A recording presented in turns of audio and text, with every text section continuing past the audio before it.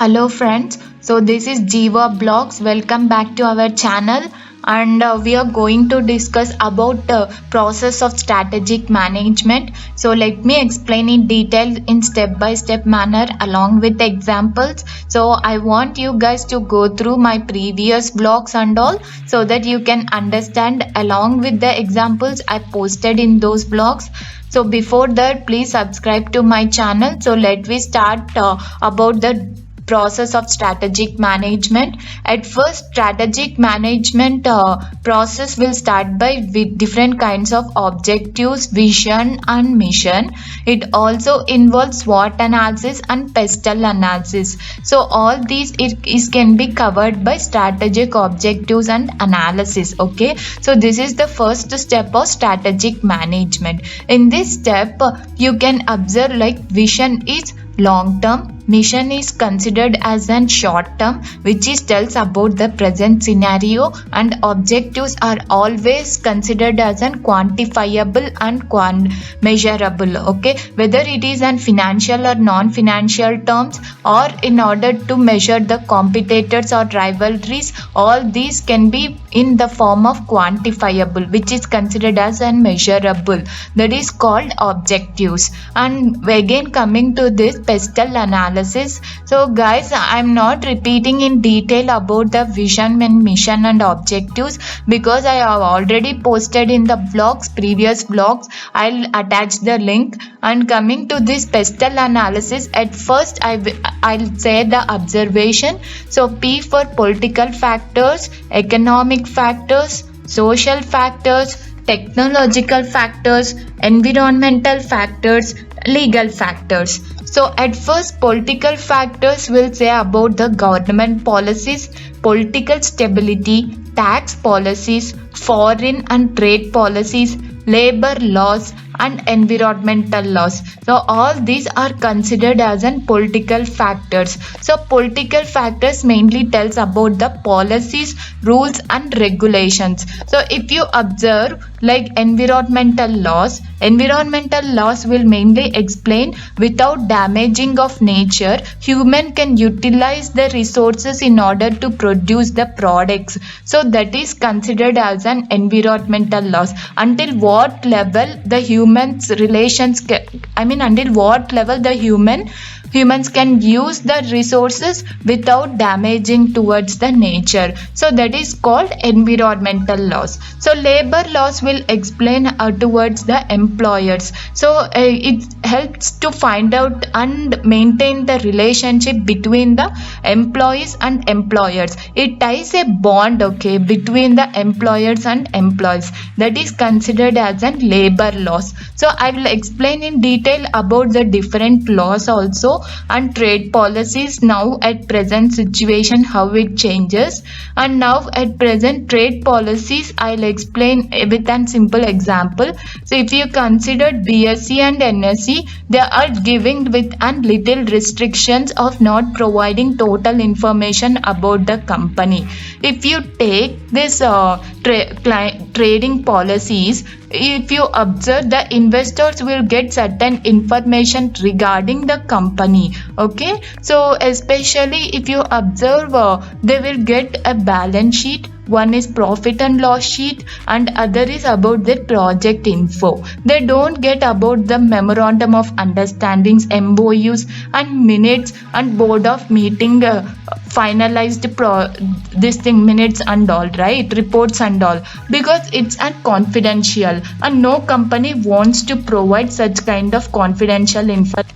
Yeah, no company wants to provide such kind of confidential information, right? So that is how the trade policy will say. And again tax policies. See, everyone knows GST, SGST taxes, right? I will explain that also. See, there is a state government that will pay certain tax, okay? So for each industry, the taxes will be getting differ. First, even central government will also apply certain taxes. So that is is called CGST, that it will be also going to differ for one industry to another industry. For agricultural company only it will be less tax because it's an food products that going to generate, because it's an farming. In farming it's the only tax that is less. Okay, about at present it is about 9%, and in the latest information I'll be posting different types of taxes also individually you'll be getting, so don't worry, I'll post that also. And again there are different kinds of exchange rates that going to in economic factors. So now second part is economic factors. So economic factors involves exchange rates, inflation rates, interest rates, income of consumers, and unemployment rates. So let me explain. Unemployment rates is a total number of unemployed people who are present. The rate of unemployed people who are present in the nation or particular kind of segmented area. For example, take a considered and people who are age 18 total is equals total number of people or population of age at the age of 18 is equal to 100, and in that 40 people are employed people and remaining 30 people are unemployed. So considered 70 people are eligible for working. So you need to calculate unemployment rate. So in that 40 divided by 70 means total employed people divided by total number of laborers who are eligible for working, that is considered as 40 divided by 70 into 100, then you get unemployment rate. And again next stage is in social factors. You know interest rate. Before that I want to explain. Interest rate is nothing but loans that are given towards the people at particular interest, so that is called interest rate. And inflation rate is different. Okay, it tells totally about the cost of the products.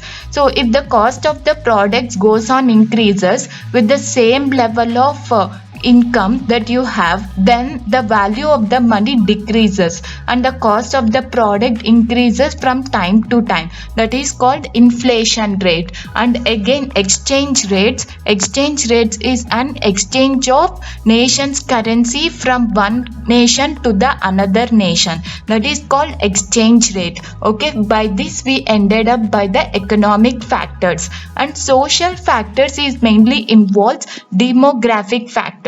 See, demographic mainly involves age, population, segment at particular segment, their lifestyles, I mean people's lifestyles, their culture. See, in India there is a vast different kinds of culture, so everyone is having about this demographic factor idea, right? So I don't want to repeat more, so let me continue with it.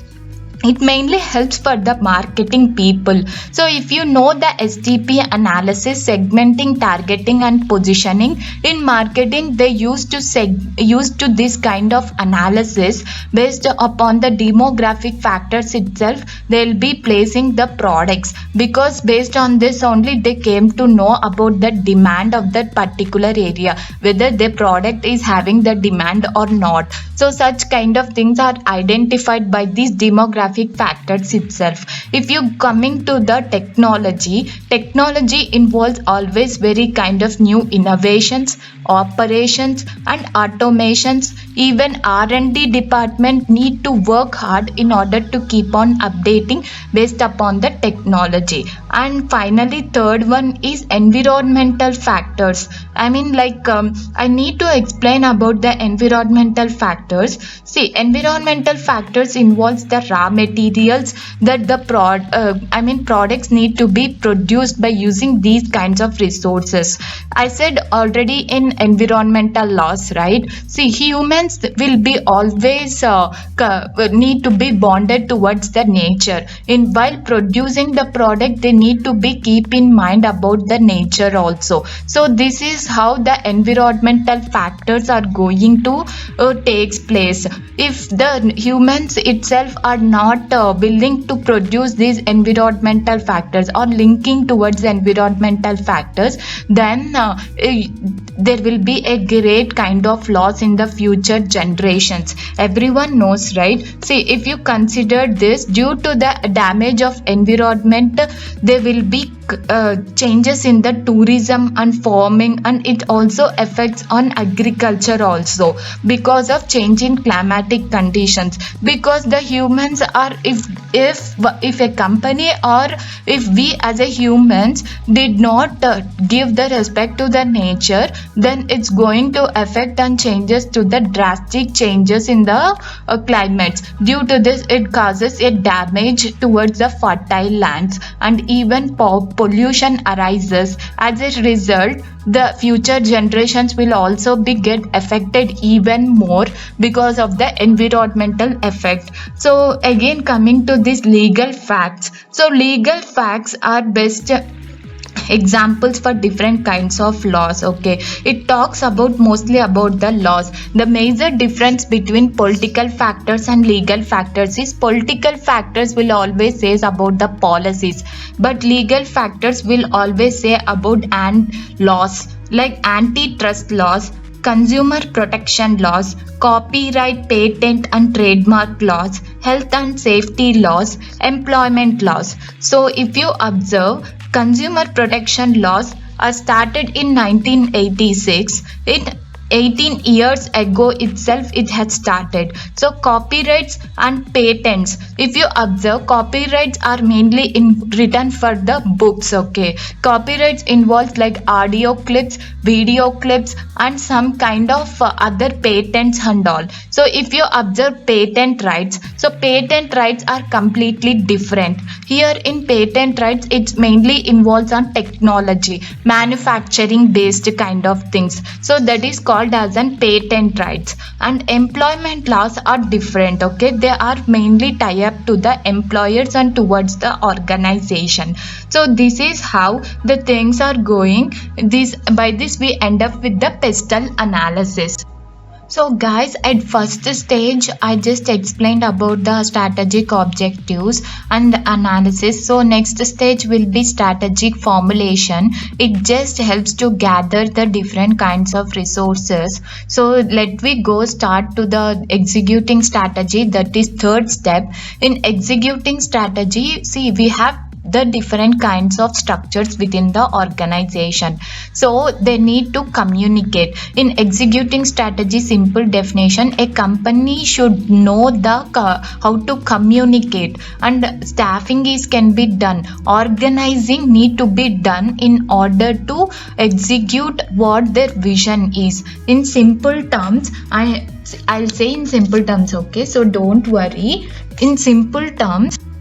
So, become aware of what a company must do to achieve operating excellence and to execute its strategy proficiently. So, this is the simple definition of executing the strategy. Okay, so the company must be aware of what to do. Like, they should be clearly cut kind of vision need to be takes place. While executing, they need to be communicate towards the operational level people, so that they can achieve the targets, and they can even visit their vision directly by in simple terms. Okay, even they need to be motivate the people and provide the incentives. How they'll be motivating the people, guys. I want to add, see, one inside the company there will be always a politics and certain kind of cultural diversion.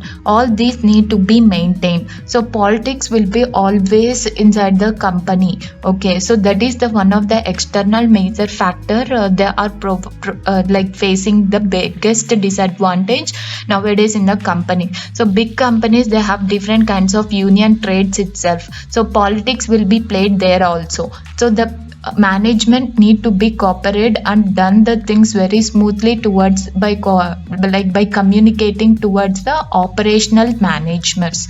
Okay, so operational managers need to be implemented, right? So without operational department we can't do the work, so they are the major implementers. So you need to communicate towards them, and organizing staffing is a major part that company need to be take care. If there is any kind of diversion, they need to be analysis there itself.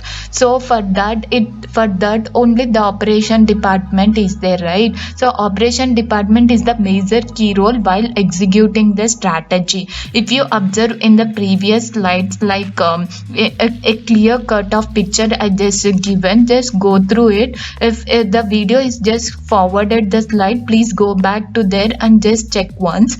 So final stage will be like evolution stage. So here if there is any kind of diversion from the previous objectives or targets, or any kind of diversion from the standards, so they'll be evaluating and correcting in the evolution stage. If there is any diversion in those kind of areas, so the company need to be ongoing itself in order to change the standards and then reassess the strategy. So final stage is evolution. In final evolution stage, you can observe below this slide, like you can observe a clear picture of execution. If the strategy and execution gap in the slide you can see, right?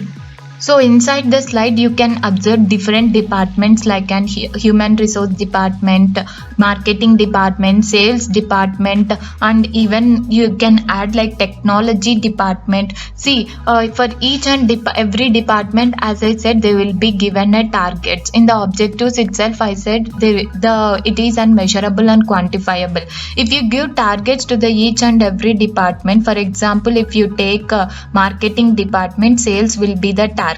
If an R&D department, then the new innovation is the product, like product new innovation is the target. If they find the new product innovations based upon the demand of the market areas, so their final like target will be like producing more products. Like producing more products will be, the company will need to produce more products in order to reach out the sales.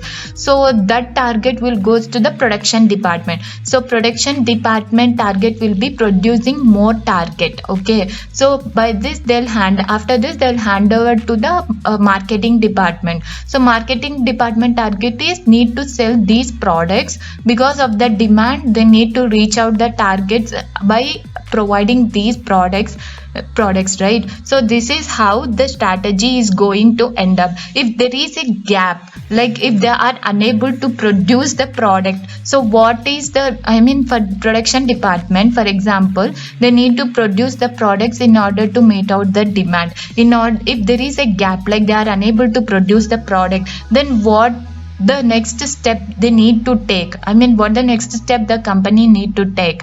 So how they're going to take that? Yes, by adding more incentives, or recruiting more member of production department. If they need to analyze whether there is a shortage of people, or whether there is any kind of changes they need to take by motivating the people, whether they are performing underperformers, if there is any kind of machinery damages, what they need to be replaced the machineries.